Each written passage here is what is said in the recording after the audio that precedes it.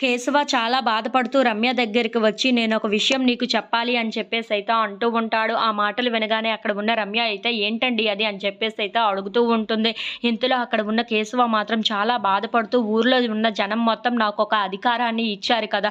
ఇప్పుడు ఆ అధికారాన్ని నేను భైరవాకి ఇద్దాం అనుకుంటున్నాను అని చెప్పేసైతే అంటూ అంటూ ఉంటాడు. ఇంతలో అక్కడ ఉన్న రమ్య ఆ మాటలు వినగానే ఒక్కసారిగా షాక్ అయిపోతూ ఉంటుంది. ఏంటండి మీరేం మాట్లాడుతున్నారు అని చెప్పేసైతే అంటూ ఉంటుంది.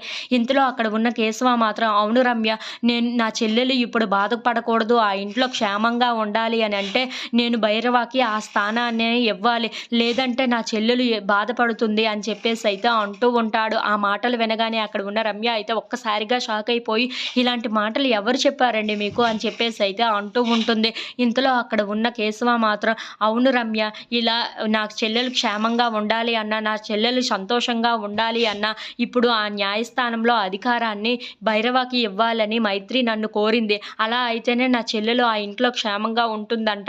లేదంటే తన కన్నీళ్ళే పెట్టుకుంటుందంట అని చెప్పేసైతే అంటూ ఉంటాడు. ఆ మాటలు వినగానే అక్కడ ఉన్న రమ్య అయితే ఒక్కసారిగా షాక్ అయిపోతూ ఉంటుంది. ఇంతలో అక్కడ ఉన్న కేశవ మాత్రం నేను అయితే ఆ అధికారాన్ని భైరవకి ఇవ్వాలనుకుంటున్నాను. నువ్వేమంటావు రమ్య? నీ నీ నిర్ణయం కూడా నాకు కావాలి అని చెప్పేసైతే అంటూ ఉంటాడు. ఆ మాటలు వినగానే అక్కడ ఉన్న రమ్య అయితే ఒక్కసారిగా షాక్ అయిపోయి అవునా అండి! సరే అయితే నా నిర్ణయం ఏంటో నేను తర్వాత చెప్తాను. ముందు నేను ఏం చేయాలో అదే చేస్తాను అని చెప్పేసైతే అనుకుంటూ అక్కడ ఉన్న భైరవ వాళ్ళ దగ్గరికి వెళ్తూ ఉంటుంది. అది చూడగానే అక్కడ ఉన్న కేశవ అయితే అక్కడ ఉన్న రమ్యని చూస్తూ ఉండిపోతాడు.